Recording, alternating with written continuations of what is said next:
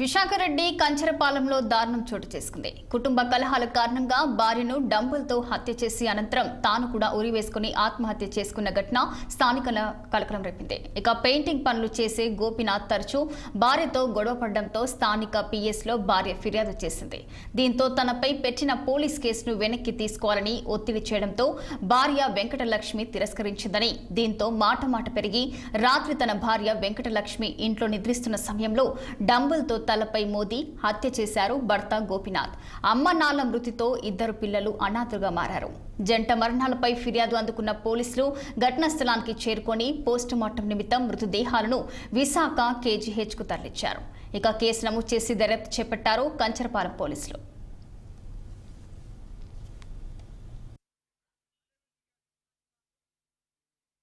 Gopinath and Venkatalakshmi వీళ్ళిద్దరికి ఒక 19 years back marriage జరిగిందండి. వీళ్ళిద్దరు కూడాను ఎన్ఎస్ వరకు విజయవాడలో ఉండి రీసెంట్ ఒక 9 months బ్యాక్ వైజాగ్ వచ్చారండి. వచ్చిన తర్వాత వీళ్ళు ఈ వెంకటలక్ష్మి యొక్క మదర్ యొక్క హౌస్ లో వాళ్ళ మదర్ ఫాదర్ చనిపోతే హౌస్ వాళ్ళకి రావడం జరిగింది. ఆ ఇంట్లోనే ఉంటున్నారు. ఉంటూ తన మీద ఇతను ఎప్పుడు కూడా భార్య మీద అనుమానంతో గొడవ పడేవాడు. నైట్ తర్వాత పట్టడం కూడా హెరాస్ చేసేవాడు.